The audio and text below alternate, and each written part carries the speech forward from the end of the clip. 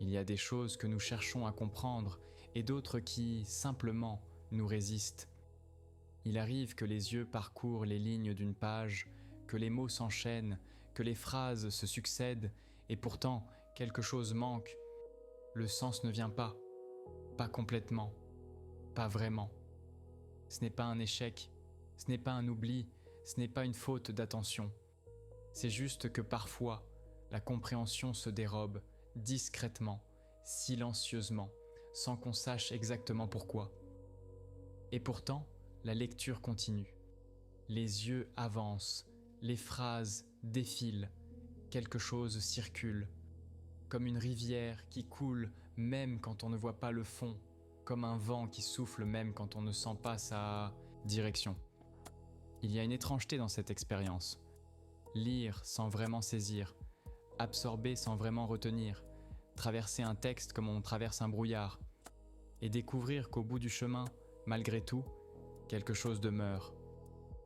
Une impression, une tonalité, une trace légère, comme si l'esprit continuait son travail dans l'ombre, comme si la compréhension pouvait exister en demi-teinte, comme si le sens pouvait se déposer sans se révéler complètement. Ce soir, nous allons explorer ce phénomène si particulier. Cette lecture qui ne comprend pas tout, cette absorption qui ne retient pas tout, cette présence du texte même quand le texte semble absent. Nous allons voir comment le cerveau traite les mots qu'il ne comprend pas, comment la mémoire s'organise autour de ce qui lui échappe, comment le sens peut exister à plusieurs niveaux. Et peut-être découvrir que ne pas tout comprendre, ce n'est pas ne rien comprendre. Que la lecture est plus vaste que la compréhension consciente, que l'esprit est plus patient que nous le croyons. Installez-vous confortablement, laissez votre respiration se faire plus lente, sentez votre corps s'alourdir doucement, et accompagnez-moi dans cette exploration douce de ce que signifie lire, même quand les mots nous échappent. Le flux sans compréhension. Il existe une expérience que presque tout le monde connaît. Vous êtes en train de lire un livre, un article, un texte quelconque. Vos yeux se déplacent de gauche à droite, ligne après ligne, page après page, et soudain, vous réalisez que vous n'avez aucune idée de ce que vous venez de lire. Les mots sont passés devant vos yeux, les phrases se sont enchaînées, mais le sens n'a pas suivi. Vous vous retrouvez au bas d'une page, sans savoir comment vous y êtes arrivé, sans pouvoir dire ce qui s'est passé dans le paragraphe précédent. Ce phénomène porte un nom dans la recherche en psychologie cognitive. On l'appelle la lecture automatique ou parfois le vagabondage de l'esprit pendant la lecture. Les chercheurs estiment que cela arrive à pratiquement tout le monde, plusieurs fois par jour pour certains, plusieurs fois par heure pour d'autres. Ce qui est fascinant, c'est que pendant ce temps, vos yeux continuent de bouger. Correctement, ils suivent les lignes, ils font les saccades appropriées, ils fixent les mots aux bons endroits. Tout le mécanisme visuel fonctionne normalement. C'est ailleurs que quelque chose s'est détaché. Des études menées par Jonathan Schooler et ses collègues dans les années 2000 ont montré quelque chose de troublant. Quand on demande aux gens de signaler chaque fois qu'ils réalisent qu'ils ont cessé de comprendre ce qu'ils lisent, il s'avère qu'ils ne le repèrent qu'une fraction du temps. Autrement dit, nous lisons sans comprendre beaucoup plus souvent que nous le réalisons. Parce que même la prise de conscience de l'incompréhension demande une forme d'attention. Pendant ces moments de lecture automatique, où est l'esprit ? Souvent, il vagabonde. Il pense à autre chose, à ce qui s'est passé plus tôt dans la journée, à ce qui devra être fait demain, à une conversation, à un souvenir, à rien de précis. L'attention consciente s'est détachée du texte, mais le système visuel continue son travail. Les yeux continuent de scanner, le cerveau continue de traiter au niveau le plus basique. C'est comme si deux processus parallèles existaient. Un processus de surface qui décode les mots et un processus de profondeur qui construit le sens. Le premier peut fonctionner sans le second. Les yeux peuvent lire sans que l'esprit comprenne. Mais voici ce qui est étrange. Même pendant ces moments d'absence, Même quand la compréhension consciente s'est éclipsée, quelque chose continue de se passer. Ce n'est pas le vide total, ce n'est pas comme si le texte n'existait pas. Il y a une présence diffuse, périphérique, comme un murmure qu'on ne peut pas distinguer, mais qu'on perçoit quand même. Des études ont montré que même quand les gens affirment n'avoir rien compris de ce qu'ils viennent de lire, si on les teste immédiatement après, ils sont capables de répondre à certaines questions. Pas toutes, pas en détail, mais certaines. Ils peuvent dire si le texte parlait de quelque chose de triste ou de joyeux. Ils peuvent identifier le thème général même s'ils ne peuvent pas rappeler un seul fait précis. Ils peuvent parfois reconnaître des mots clés qu'ils ont vus même s'ils ne se souviennent pas du contexte. Comme si une partie du traitement se faisait à un niveau inaccessible à la conscience. Comme si le cerveau continuait de travailler discrètement, en arrière-plan, sans nous en informer. Cette lecture sans compréhension complète n'est pas un dysfonctionnement. C'est simplement la manifestation d'une réalité plus profonde.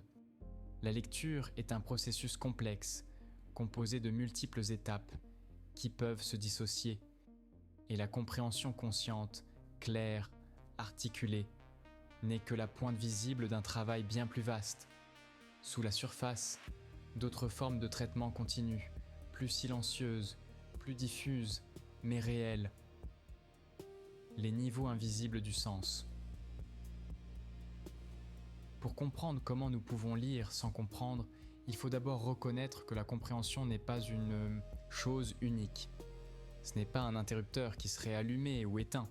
Ce n'est pas un état binaire. La compréhension existe à plusieurs niveaux, comme des strates géologiques superposées, chacune avec sa propre texture, sa propre profondeur. Au niveau le plus basique se trouve le décodage visuel. Vos yeux voient des formes noires sur un fond clair. Ces formes sont reconnues comme des lettres. Les lettres sont assemblées en mots. Ce processus se fait automatiquement chez un lecteur expérimenté, en quelques centaines de millisecondes par mot, sans effort conscient. Même quand vous ne comprenez pas ce que vous lisez, ce niveau fonctionne parfaitement. Vous voyez les mots, vous les identifiez comme des mots. Au-dessus de ce premier niveau se trouve l'accès lexical.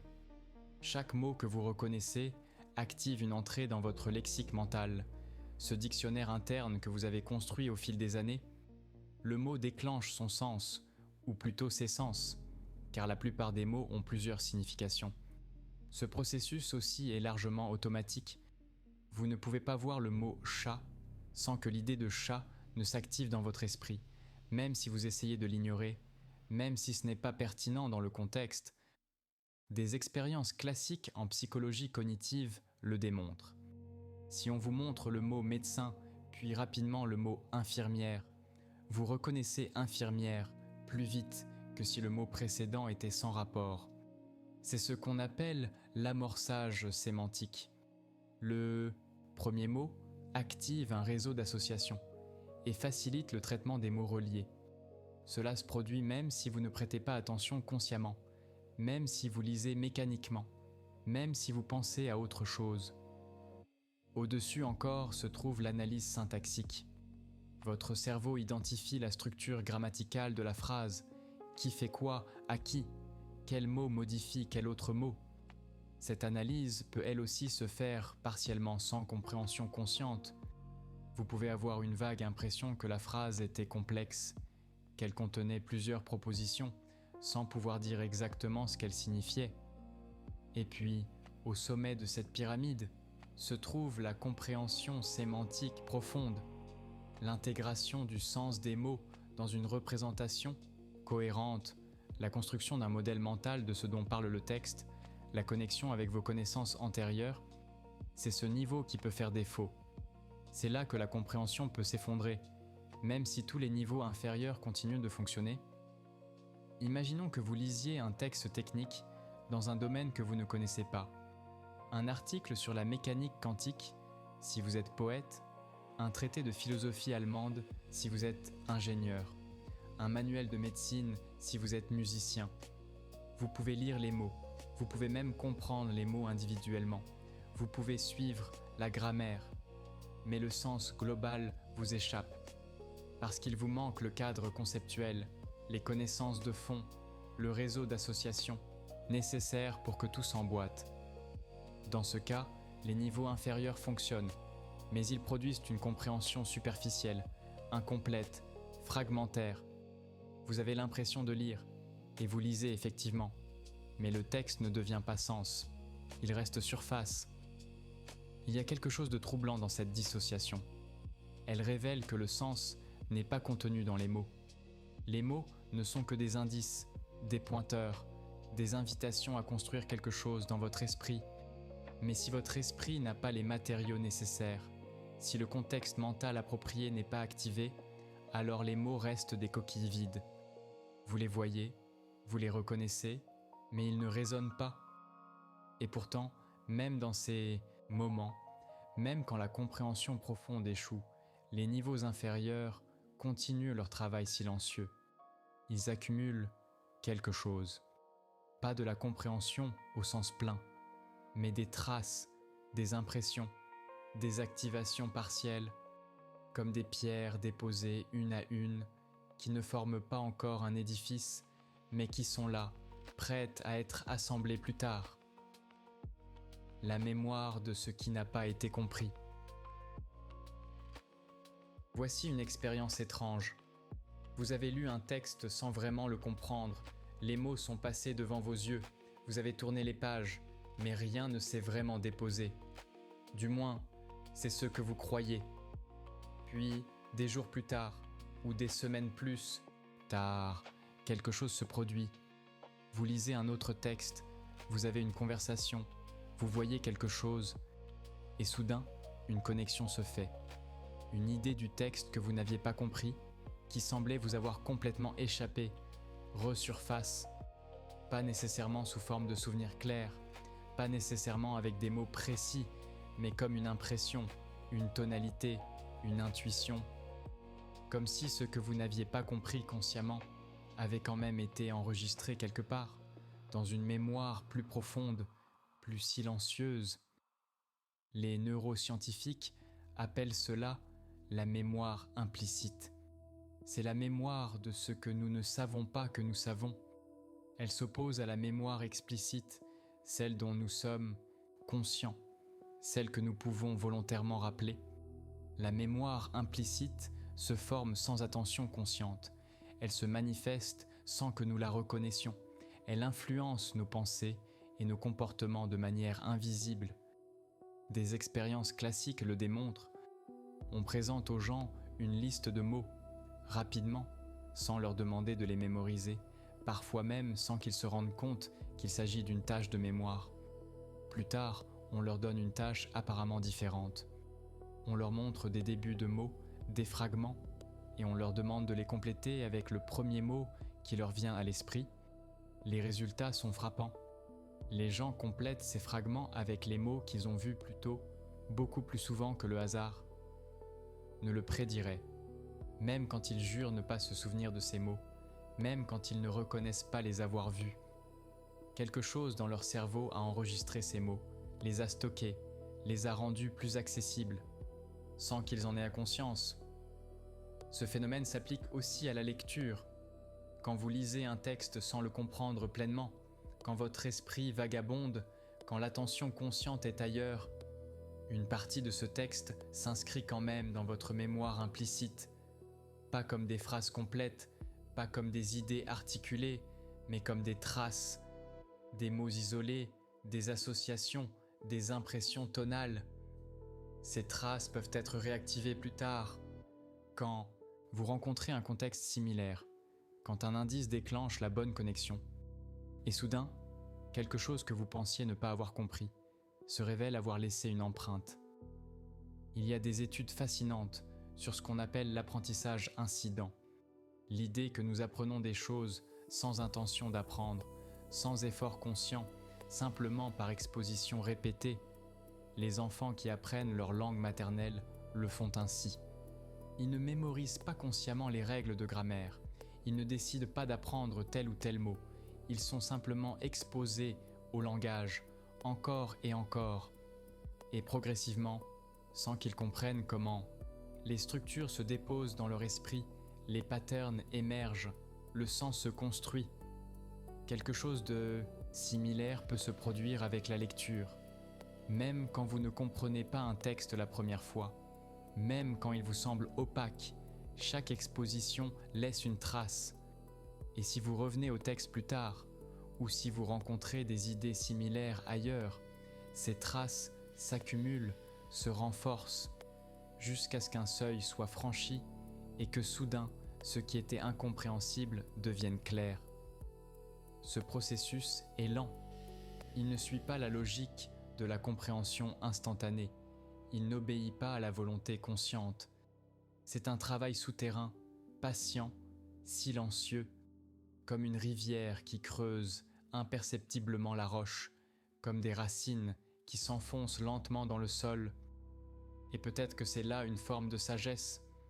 Accepter que la compréhension n'est pas toujours immédiate, que lire sans tout comprendre n'est pas un échec, que les traces déposées aujourd'hui nourriront la compréhension de demain. Faire confiance au processus, à cette accumulation invisible, à cette maturation souterraine. Savoir que même ce qui semble perdu n'est peut-être pas complètement perdu. Le contexte comme clé manquante. Il y a une raison pour laquelle certains textes résistent. Ce n'est pas toujours une question d'attention, ce n'est pas toujours une question de fatigue, ce n'est pas nécessairement que les mots sont trop difficiles. Souvent, c'est une question de contexte. Le contexte, c'est tout ce qui entoure les mots, tout ce qui les éclaire, tout ce qui permet de les situer. C'est le cadre conceptuel dans lequel le texte prend sens. C'est l'arrière-plan de connaissances qui rend les connexions possibles.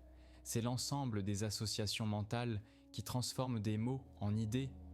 Sans contexte approprié, les mots restent opaques. Imaginez que vous lisiez ceci. Le taux de croissance annuel moyen de la productivité totale des facteurs dans le secteur manufacturier a diminué de 0,7% entre 2010 et 2020. Vous pouvez lire cette phrase, vous pouvez reconnaître chaque mot, vous pouvez même la répéter. Mais que signifie-t-elle vraiment ? Si vous n'avez pas étudié l'économie, si vous ne savez pas ce qu'est la productivité totale des facteurs, si vous ne comprenez pas pourquoi cela importe, alors la phrase reste un assemblage de mots, elle ne devient pas connaissance. Le contexte fonctionne comme une clé. Sans la bonne clé, la porte reste fermée, les mots restent inaccessibles, mais avec le contexte approprié, tout s'ouvre. Soudain, les connexions se font, les idées s'emboîtent, le sens émerge naturellement. Les chercheurs en psychologie cognitive ont étudié ce phénomène extensivement. Dans une expérience célèbre menée dans les années 70, on demandait aux gens de lire un texte qui décrivait un processus en termes vagues. Le texte parlait d'objets séparés, en groupes, de couleurs et de matériaux, d'un endroit avec de la chaleur, d'une transformation. Lu sans contexte, ce texte était incompréhensible. Les gens ne se souvenaient de presque rien. Ils ne pouvaient pas expliquer de quoi il s'agissait. Mais si on leur disait avant de lire « ce texte parle de faire la lessive », alors tout changeait. Le même texte, mot pour mot, devenait soudain clair, évident, mémorable. La seule différence était le contexte, ce cadre interprétatif fourni au début. Cela nous montre quelque chose de profond sur la lecture. Le sens n'est pas seulement dans le texte, il n'est pas seulement dans votre tête. Il naît de la rencontre entre le texte et votre esprit, entre les mots sur la page et les connaissances que vous apportez. C'est un processus de construction active, pas de réception passive. Quand vous lisez un texte familier, dans un domaine que vous connaissez, sur un sujet qui vous intéresse, votre esprit active automatiquement le bon contexte, les bonnes associations, le bon cadre de référence. La compréhension semble sans effort, les mots coulent, le sens se révèle naturellement. Mais quand le contexte manque, quand vous entrez dans un territoire inconnu, alors chaque phrase demande un travail immense. Chaque concept doit être construit de zéro. La lecture devient laborieuse. C'est pourquoi les premiers chapitres d'un livre technique sont souvent les plus difficiles. Ils posent le contexte, ils construisent le cadre, ils établissent le vocabulaire. Souvent, on ne comprend pas vraiment ces premiers chapitres, on les lit sans que tout s'emboîte, on avance quand même. Et puis, quelque part vers le milieu du livre, quelque chose se produit. Le contexte s'est construit progressivement, les pièces se sont assemblées, et soudain, tout devient plus clair. Parfois, il devient même utile de revenir au début, de relire ces premiers chapitres avec le contexte maintenant en place, et de découvrir qu'il disait des choses qu'on n'avait pas saisies la première fois. Cette idée a des implications importantes. Elle suggère que lire sans tout comprendre n'est pas seulement normal, c'est parfois nécessaire, parce que le contexte se construit dans le temps, par accumulation, par exposition répétée. Vous ne pouvez pas toujours comprendre au premier passage.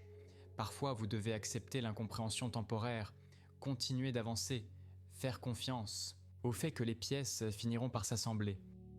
C'est une forme de patience, une tolérance pour l'ambiguïté, une acceptation de ne pas tout saisir immédiatement. Savoir que le sens viendra, peut-être pas aujourd'hui, peut-être pas demain, mais progressivement. À mesure que le contexte se construit, à mesure que les connexions s'établissent, à mesure que votre esprit trouve les clés manquantes. L'attention qui se divise. Il y a une autre raison pour laquelle nous lisons sans comprendre. L'attention n'est pas infinie, elle est limitée, fragile, facilement détournée. Imaginez votre attention comme un faisceau de lumière. Quand il est concentré sur un seul point, ce point devient brillant, clair, distinct. Mais quand le faisceau se divise, quand plusieurs choses réclament votre attention simultanément, alors chaque chose reçoit moins de lumière, tout devient plus flou, plus difficile à discerner. Pendant la lecture, votre attention peut se diviser de multiples façons. Vous lisez, mais en même temps, une partie de votre esprit pense à la conversation que vous avez eue ce matin, une partie s'inquiète de ce que vous devez faire plus tard, une partie écoute les bruits autour de vous, une partie ressent l'inconfort de votre position. Toutes ces préoccupations tirent sur votre attention, la fragmentent, l'affaiblissent. Des études en neurosciences cognitives ont montré que le cerveau ne peut vraiment se concentrer pleinement que sur une chose à la fois. Ce que nous appelons le multitâche n'est en réalité qu'une alternance rapide entre différentes tâches. Nous ne faisons pas vraiment deux choses simultanément. Nous basculons rapidement de l'une à l'autre. Et chaque basculement a un coût, un moment de réorientation, une perte de continuité, une déperdition d'efficacité. Quand vous lisez tout en pensant à autre chose, votre attention bascule entre le texte et vos pensées internes. Quelques secondes sur le texte, puis quelques secondes dans votre esprit, puis retour au texte. Pendant ces moments où l'attention est ailleurs, les yeux continuent de se déplacer sur la page, le système visuel continue de traiter les mots, mais le traitement reste superficiel. Les mots ne se connectent pas profondément, le sens ne s'intègre pas, la compréhension ne se construit pas. C'est ce que les chercheurs appellent le décalage attention-perception. La perception peut continuer sans attention complète. Vous percevez les mots, mais vous ne les traitez pas en profondeur. C'est comme regarder un paysage sans vraiment le voir, comme écouter de la musique sans vraiment l'entendre. La stimulation arrive à vos sens, mais elle ne pénètre pas profondément dans votre conscience. Ce phénomène est amplifié par la fatigue. Quand vous êtes fatigué, votre capacité attentionnelle diminue. Il devient plus difficile de maintenir le focus, plus difficile de résister aux distractions, plus difficile d'empêcher votre esprit de vagabonder. La lecture devient plus lente, plus laborieuse, moins efficace. Et paradoxalement, plus vous essayez de vous forcer à comprendre, plus vous devenez frustré, plus votre esprit se tend, plus il devient difficile de lire. Il y a aussi le phénomène de la saturation cognitive. Après avoir lu pendant longtemps, après avoir traité beaucoup d'informations, votre système cognitif atteint une limite. Comme un muscle qui se fatigue après un effort prolongé, la capacité à absorber de nouvelles informations diminue, la capacité à maintenir l'attention s'effrite, la compréhension devient plus superficielle. C'est pourquoi les dernières pages d'une longue session de lecture sont souvent les moins bien comprises, même si le texte n'est pas plus difficile, même si votre motivation reste la même. Et il y a le rôle des émotions. Quand vous êtes anxieux, préoccupé, triste, en colère, une partie significative de vos ressources attentionnelles est consommée par ces états émotionnels. Votre esprit rumine, il revient encore et encore aux sources de votre émotion, il anticipe, il s'inquiète, et pendant ce temps, les mots que vous essayez de lire ne reçoivent qu'une fraction de votre attention. Tout cela pour dire que lire sans comprendre n'est pas nécessairement un choix. Ce n'est pas toujours un manque de volonté, ce n'est pas forcément un défaut de concentration. C'est simplement le reflet d'une réalité humaine. Nous avons des limites, notre attention est finie, notre énergie cognitive s'épuise. Et accepter cela, reconnaître que certains moments ne sont pas propices à la lecture profonde, que parfois il vaut mieux poser le livre, ce n'est pas un échec, c'est simplement de la lucidité. La lecture comme reconstruction. Il y a une illusion que nous entretenons souvent. L'illusion que lire, c'est recevoir, que les mots contiennent le sens et qu'il suffit de les regarder pour que ce sens passe dans notre esprit. Comme si la lecture était un transfert, une transmission directe d'informations de la page au cerveau. Mais ce n'est pas ainsi que fonctionne la lecture. La lecture est une reconstruction. À chaque phrase, vous ne recevez pas passivement le sens, vous le construisez activement. Les mots sont des indices, des invitations, des suggestions. Mais c'est vous qui assemblez ces indices en signification. C'est votre esprit qui construit le modèle mental de ce dont parle le texte. Cette construction demande un travail. Vous devez activer vos connaissances antérieures, vous devez faire des inférences, vous devez combler les lacunes, parce qu'aucun texte ne dit tout. Aucun auteur n'explicite chaque détail, n'explique chaque connexion, ne remplit chaque vide. Une grande partie du sens est implicite, non dit, présupposé, et c'est au lecteur de le reconstituer. Par exemple, considérez cette courte histoire. Marie entra dans le restaurant. Le serveur lui donna le menu. Elle commanda le plat du jour. Ces 3 phrases simples ne mentionnent pas explicitement que Marie s'est assise, qu'elle a lu le menu, qu'elle a parlé au serveur, que le restaurant avait des tables, que d'autres clients étaient probablement présents. Pourtant, vous imaginez tout cela automatiquement, parce que vous avez des connaissances sur comment fonctionnent les restaurants, sur les séquences d'actions typiques, sur les rôles des serveurs et des clients. Vous utilisez ces connaissances pour combler les vides, pour construire une scène mentale cohérente. Ce processus est tellement automatique chez un lecteur expérimenté qu'on ne se rend même pas compte qu'on le fait, mais c'est un travail cognitif considérable. Et quand ce travail ne peut pas être accompli, quand les connaissances nécessaires manquent, quand l'attention fait défaut, alors la reconstruction échoue. Les mots restent des mots isolés, ils ne forment pas une image cohérente, ils ne deviennent pas une représentation mentale unifiée. C'est particulièrement visible avec les textes techniques ou abstraits.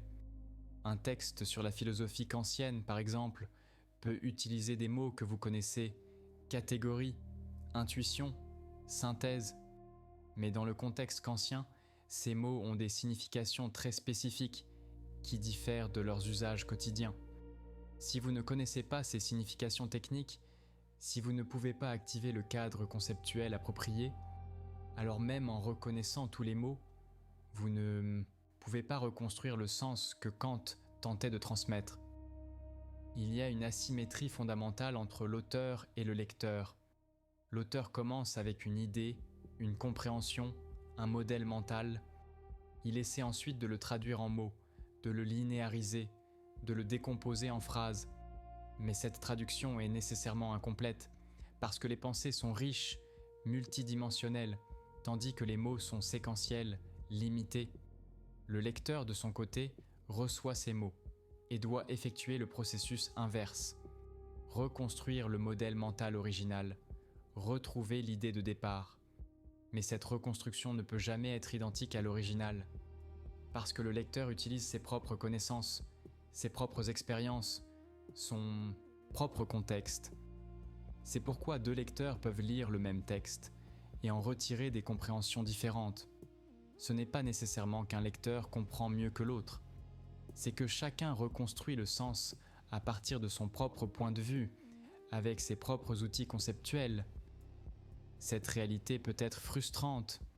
Elle signifie qu'on ne peut jamais être complètement sûr d'avoir compris exactement ce que l'auteur voulait dire. Mais elle est aussi libératrice. Elle signifie que la lecture est un processus créatif, que chaque lecteur co-crée le sens avec l'auteur, que comprendre, c'est construire quelque chose de nouveau. Et que même une compréhension partielle, même une reconstruction incomplète, a sa propre valeur, car ce que vous construisez en lisant, même si ce n'est pas exactement ce que l'auteur avait en tête, devient part de votre propre pensée, s'intègre dans votre propre réseau d'idées. Et peut-être que c'est cela finalement qui importe.